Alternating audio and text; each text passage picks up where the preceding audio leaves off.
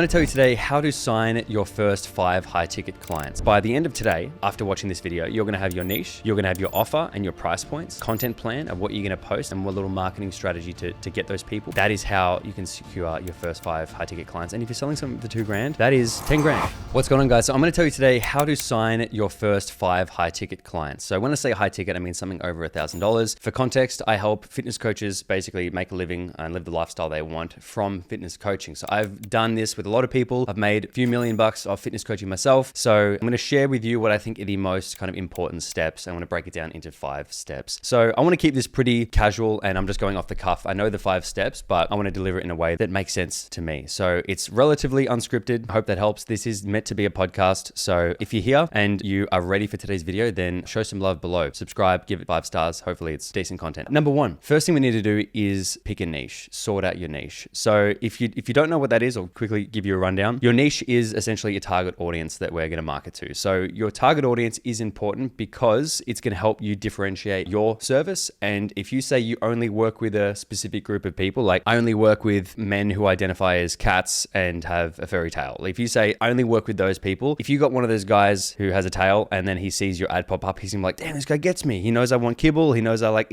I want tuna in every meal. Like he gets me. That's the benefit of a niche. And he'll be like, oh, and that coach is going to be the best at, furries. I guess that's where we're heading now. So that's the implication of a niche, is it looks like you're dominating in the one pocket of the target audience. So it's really important for that. So it allows you to stand out a little bit more. However, there's a caveat, is that when you're first starting, you might not know what your niche is and you might not have any particular way to figure that out. Because let's say you got a guy who's like a FIFO worker, for example. He knows how to coach FIFO people because he works it himself. So it's really easy for him to say, hey guys, I'm coaching FIFO people. He probably already has a network of people in FIFO. Makes a lot of sense. However, let's say you got like average Joe over here who has like 400 followers. It's just his friends and family. He works a desk job and he goes, hey, I'm going to coach FIFO people. It's like no one he knows works FIFO. So it's going to be really difficult to get his first few clients. He's going to have to make a lot of content and or do, paid advertising to get the reach. So in the beginning, you might be like, okay, which one am I more like? Am I like the one who has the advantage from the get-go where I'm already in a niche that I can kind of make use of, where I already have some people around me that in that niche as well? Or do I need to kind of start quite broad and help anyone that I can get my hands on? Because there's this notion of like, oh, well, if you target everyone, you're going to get no one. And that's kind of true, but it's not true if you're an absolute maniac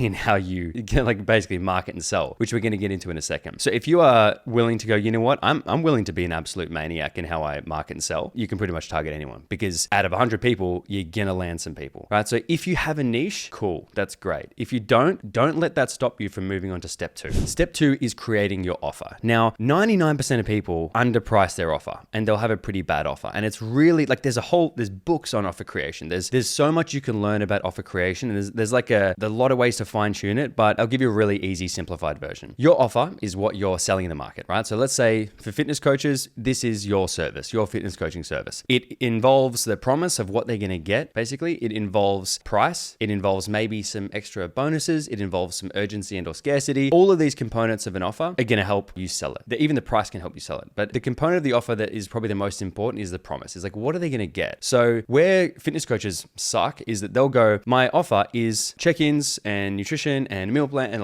all these things and macros and a workout. And it's like, no one actually wants that, because if they wanted that stuff and had it, they would love doing it and they would already get good results. Probably, like statistically speaking, no one really wants that shit. They don't want to have to check in. It's more time. They just want the result. So then if you can go, okay, cool. What is the result I'm promising? What is that promise that I'm going to help people with? It is to feel good about themselves. It is to have confidence. It is to have abs so therefore they can feel good about themselves and have confidence. They might want to find a partner. They might want to have more energy for their family, or set a good example for their friends and family. Like these are the things that people want. They don't want a meal plan. They don't want a training program. They don't want check-ins. They'd rather never see you, probably. They just want the thing. Fast track and go, okay, I'm going to skip and go, my promise is this is what you're going to get. This is the exact lifestyle transformation that you want. That's what I'm going to talk about. That's the offer promise, right? Now, within that, we're going to think about, okay, well, what are you going to do to get them there? And that's where the kind of the macros and the check-ins, and that's where the process comes into play. And the best way to think about this is if you had to price your offer at like $10,000. It's something that would scare the shit out of you. What would you have to do in order to make that a reality? And the interesting thing is there's actually a product out there that works. Like you could charge 10K. You might need to fly to their house and take them to the gym and lift the weights for them and spot them and push them every single day. But there's going to be a nice compromise of what is actually realistic and what you want to do. And you might go, you know what? I won't do that, but I will do a weekly accountability call with them. Or I will get an expert dietitian to come in and do a monthly group call with my clients. Like there's things that you can do that think outside the box that will allow you to increase the perceived value of your offer and actually the value they get. Now, that's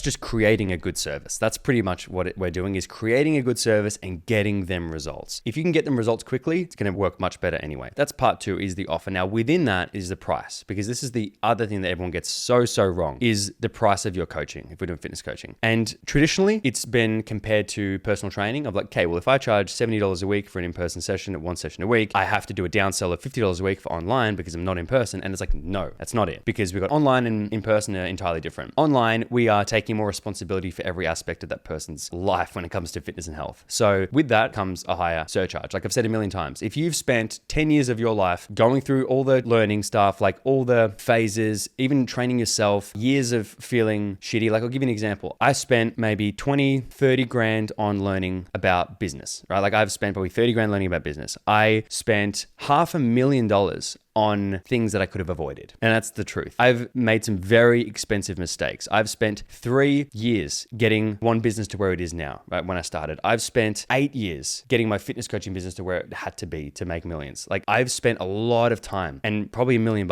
Now imagine someone comes up to me and goes, hey, can you fast track all that for me? How much is that going to cost? I'd be like, well, I spent $1 million and 8 years. So anything less than that is pretty much makes sense, right? So it would be so unfair for someone to go to me, hey, Zach, I know you've spent 10 years of your life and about $1 million on learning all this stuff. That's really cool. Can you give it to me for free now? Like right now? Because I don't want to do any of that. And I'd be like, I'm a nice guy, so I might give you some advice, but no, go fuck yourself. Pay for it, right?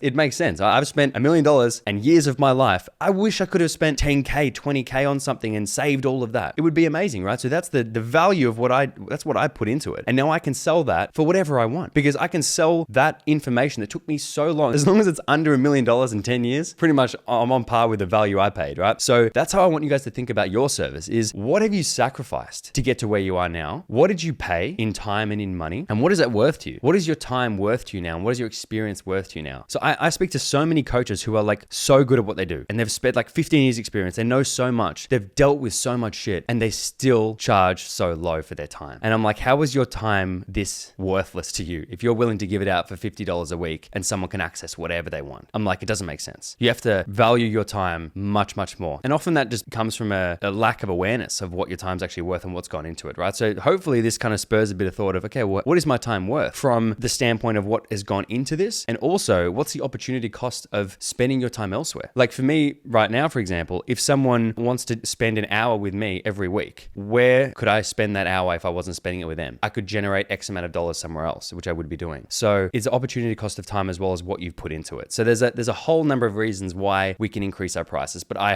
just wanted to kind of linger on that for a little bit, just so that you guys can do a bit of reflection and thinking, okay, cool, maybe I'm selling myself a little bit short here. So overall on the offer, make sure you've got a really good promise and make sure you've got a really good price. Now, if you want a bit of a blanket generic price point, sell something for like $1,500 to $2,000, and then take that and split it up into some kind of recurring payment of however long. Let's say if you're not confident, sell it for 6 months. Or if you're really not confident, sell it for a year. Whatever it is, increase the duration to match your confidence basically. But 2K, and then let's say it's 6 months. Split that divided by 6 and add 20% so that you're actually incentivizing the payment up front, because it's always better to have it up front than over a long period of time, and there's the chance of default and things like that. It's just how the world works. So have an incentive to pay in full, have it expensive, and then have obviously some differing price points if you want. That's a super easy thing. So you've got your offer, you know what you're going to give, you know the promise, and now you know the price. So that's okay to start, right? There's always ways we can improve, but that's okay. Now, the third one is content. Now, before we get into content, if you are a fitness coach and you haven't joined the Social Blueprint yet, this is your invitation, your personal invitation. We'll help you with literally all of this stuff. We'll give it to you. We'll give you feedback. It's my baby, right? It's what I've put a lot into. So if you want to learn about that, there's probably some kind of call to action below that you guys can find. Otherwise, just hit me up on Insta. Anyway, number 3 is content. Content is going to be, it's your free marketing. Like this is all of your marketing. And I'll give you a bit of a step-by-step process of what you can do and what I think everyone should do when they're like marketing this stuff. But we want to aim to get like maybe 5 posts out a week on Instagram. We just kind of need to. Now, if you're in the position where you're like, oh, I'm so scared to do that, get over it. Honestly, like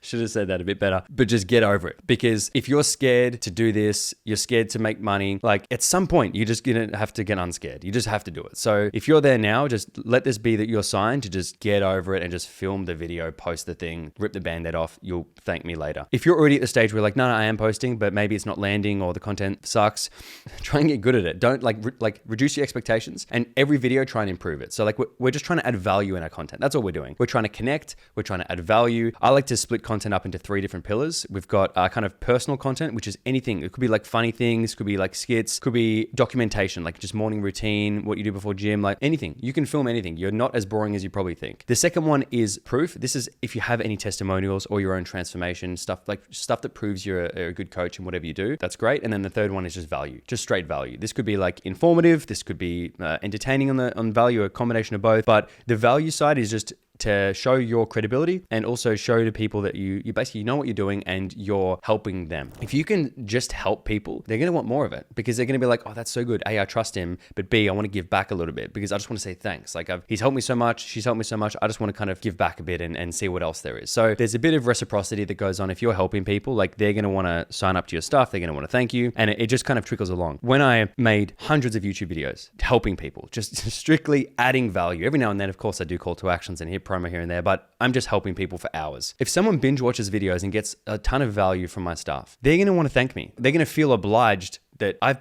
played a pivotal role in their journey. Like I'm so shocked sometimes because I'll like follow a fitness influencer who's just like popping off. I'm like, oh, that's cool. I'll follow them and they go, dude, I have to say, like, you got me into fitness. I'm like, what the hell? This is crazy. I feel so old. But it's awesome because they actually feel compelled to like kind of tell me and thank me because I played a role. Now imagine that from a lead's perspective. If you've helped someone so much and they still need more help and you're there, they're going to be like 100%, like, let's go. So that's how we can think about value-adding content is like helping people so much that they actually feel obliged to pay you or thank you or whatever it is, return the favor of some kind. That's the very simple way to look at content. In the beginning, like I've said, if you suck at content, just make whatever, document whatever, film anything, film your dog taking a shit, put in CapCut, put some music over it, play with text. You just need to get good at the skills. Otherwise you're going to be stuck in no man's land forever. So if you're really not confident, document for like 80% of the time and then worry about the value. If you know how to film and edit, and you're like, yeah, my content's okay. I just need to work on the actual material of it. Then just go a lot of value stuff. So it depends where you sit on that kind of continuum, but the content is key. Now, when it comes to content, we need a way to take the viewers and turn them into leads, take the leads and turn them into sales. And that's kind of what the next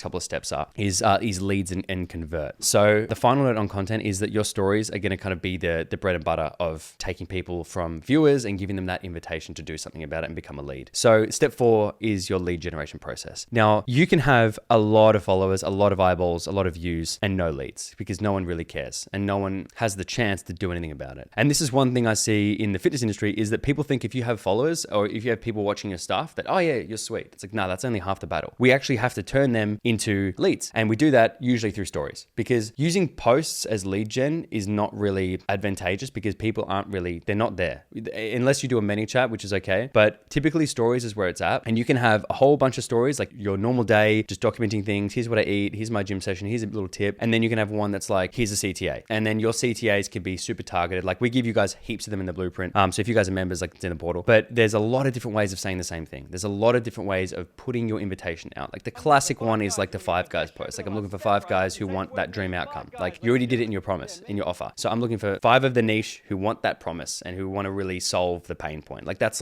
enough. And then a little invitation. So either vote on this poll or send me a message or like this story post and I'll message you. Anything like that. You have to give them an invitation. Otherwise they're never going to do anything. So that's a massive one, is use your stories like crazy and use urgency and scarcity a lot. So I know it's like really cliche, but urgency and scarcity just kind of works. So there's no point arguing about it or working against it. It just works. So use urgency and scarcity as much as possible and use your stories to take people from viewers into leads. Now, the final one is convert. Convert is like, I can't sum any of this up in one like episode. Like it's really difficult to, but I'm trying my best. Convert is taking people from leads to customers. That is difficult because most people find sales confrontational and they don't know really how to deal with it. So they don't want to talk about money and they kind of just get all awkward and sell in the DMs DMs and they end up selling like 10% of who could be sold. So I have this, like, I used to have this belief that it was not fair to like get someone on a sales call and like, you know, try and sell them that way, because what if they're uncomfortable and what if it's an awkward conversation? And I'd rather just give them the price and let them know in the DMs. But I'd like to give you guys a bit of a reframe of thinking that, if that's the way that you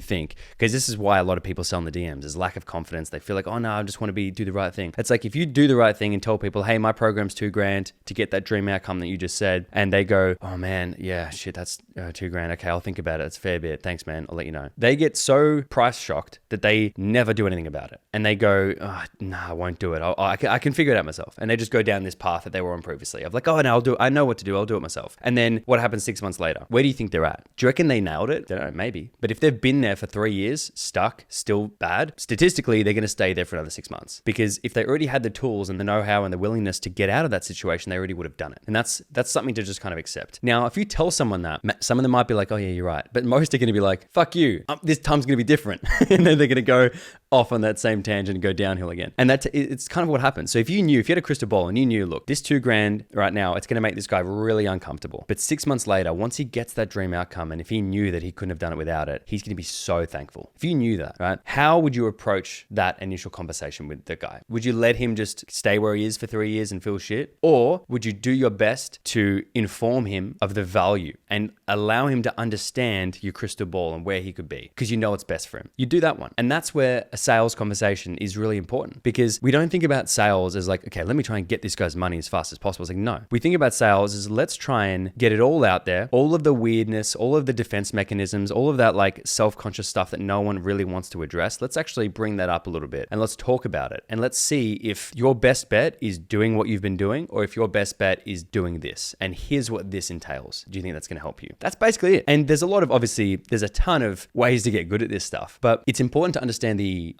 significance and the importance of a sales call in itself, because that's what we're doing, is we're trying to convey the value of a conversation, of not allowing them to feel like they've got all the info when they've just got a price and you're coaching. They don't have all the info. They've got like 1% of it. They don't have everything else. Everything else is determined on that call when you do it correctly. So on the call, let's say you get someone on a call, and this is the easiest way to do it. And what we tell the students is like, in the DMs, your goal is to just try and uncover some problems, see where they're at, have a conversation in the DMs, and just kind of go back and forth a little bit. And if people are like, yeah, I have this problem, and you're like, cool, what are you doing about it? Oh, this. Okay, awesome. Do you want some help? Oh yeah, let's hop on a call. Cool. You pitch the call, you book it, jump on a Zoom call with the person, and a really easy kind of sales framework, I guess, to go through if you've never done a call before and you're kind of stressed out about it, is the first phase is like discovery, where you're just having a conversation about the person, what their problems are, like what their kind of goals are, and then where they're at right now, and the problems they're encountering right now, where their goals are over here. And you're kind of looking at the gap between where they are now and where they want to be. And you're just kind of like almost going, cool. So like, what happens if you don't do anything about this? Oh, well then life's going to be shit. Okay, cool. So what happens if you do something about it? And let's say you work with us and you get that result that you said earlier. What does life look like then? Oh, well then the future life looks really good. So now we're looking at the gap, the difference between the future life looking really good and also what happens if nothing gets done about it. Because now we're comparing apples with apples. We're comparing the future advantage versus the future cost of not doing anything about it. And that's going to probably allow the prospect to be like, okay, shit, this is actually a pretty important thing. And we're essentially going through the pain points of why this is important to them and really letting them understand that, and also so we can understand why it's important to them. And then once that's all kind of done and clarified and they're like bought in emotionally and logically, they should be pretty bought in of, yeah, this all sounds really good. And then you're going to go through, cool, well, this is how we'll get you there. And then you'll explain your program for 5-10 minutes. Like you'll pitch the program. Oh, so we do this and we'll do that. We've got nutrition, we've got accountability, and we've got training. And so that you can do XYZ to achieve that goal that we mentioned earlier. Like that's essentially your pitch is just a little bit. We don't want to jump on and talk about our program for 30 minutes because who gives a shit? We want to talk about them. Is this right for you? Do you want to learn how it works? Here's how it works. How does that all sound? Yeah, awesome. Cool. Here's the investment. Pricing. Now, most people get pretty stumped on pricing. So then when the person goes, oh, like the price shock's going to hit him no matter what, and they'll go, oh, damn. So that's crazy. So there's two things you can do when you get a bit of a price shock when you're brand new to sales. And this is what I did when I first started and I was like terrified, is that one, you can try and uncover the actual reason why they're freaking out. So sometimes they're not sold. And so if they say, yeah, let me think about it, the price is, yeah, it's a bit expensive. That's like the first go-to thing they should say is that, yeah, it's just a bit expensive. So I'll think about it. Because they think that's a good enough reason to end the call. I think this is a good enough reason to stop this conversation right now. But it's not, because we don't know if they really think it's too expensive and they don't have the money, or they just don't value it as much because we maybe looked over some reasons in the earlier discussion and maybe they don't actually value it. They don't really want it as bad.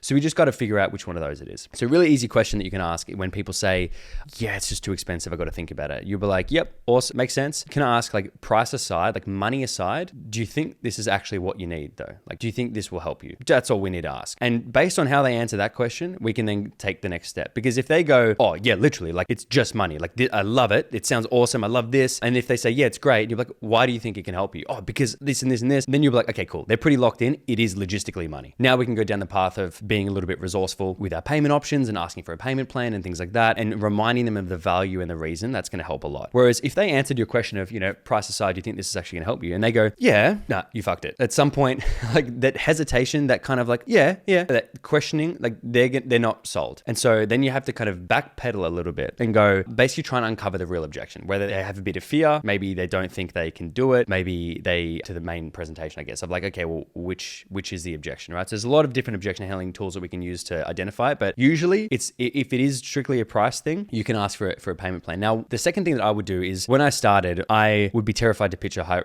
expensive product. And this is like what I tell some of the guys is that I think I started and one of my programs was like $4K. And so what I did was that I priced it at $10K. And I said, I made this product where I said, like, in this one, like, I'll come to your house, like, I'll come and we'll film this and we'll do this together. And that's a really VIP package. This one's $10,000. And then I wanted the person to freak out a little bit because I was already freaking out. So I said, yeah, that's like $10K. Can you see how if we could do XYZ and do this for you and make sure you never have that problem again? And in, 20 years time, you've saved this much money and things like that. Like, can you see how that might be worth 10 grand? And then they're like, oh yeah, but they're freaking out. I'm like, well, I'm not going to charge 10 because my main package of what we do, like I'm able to do that at a different kind of rate now. I've systemized things and it's like 2 grand. So it's not really the 10. Any way of coming down from a price anchor, you could say that this is my top package and this is my medium package. Top is 10, medium's 2. Which one do you like better? I'm like, oh, the medium one's for me. Or you could say like, this is the package. It is 10. Well, it was 10. And then we're able to do some things and we can give it to you for 2. Like there's a lot of different ways you can use price anchors. They're just a couple. But I found that using a price anchor allowed them to feel better about the price. It allowed them to compare it to the high price. So when I said it was 2 grand, they were like, this is fantastic. It's so good. Because usually people, you can't not compare. If someone tells you the price straight away, that's now the comparison. Whereas before, they have a comparison. They have this relative point in their mind of what they expect it to be. So if they expect it to be $1,000, because for some reason they think that's probably what coaching's worth, and you say price is 2,000, all of a sudden it jumped from 1,000 to 2,000 in their mind, and they're like, "Ooh, expensive." You say the price, they think it's 1,000. You say the price is 10,000. You've blown theirs out of the water. They probably feel like they completely missed the mark, and they're like, "Okay, what the hell's going on?" And now you said 10 to 2. They're not going from 1 to 2. They're going from 1 to 10 to 2. So the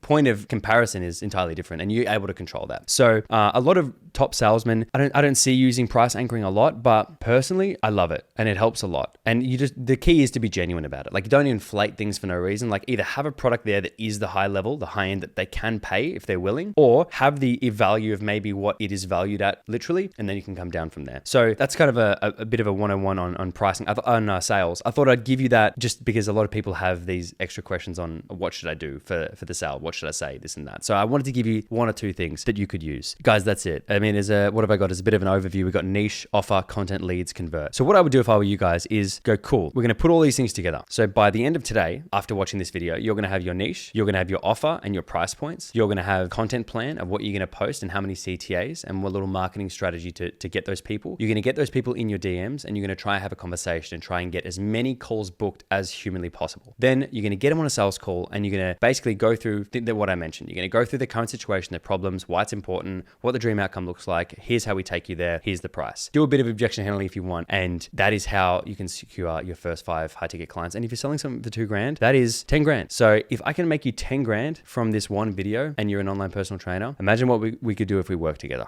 That's all I'm going to say. Guys, I hope you enjoyed this. Again, this is my free value to you guys. So I hope you use it. That's all I ask is do something about it. And yeah, love you guys. I'll see you in the next video.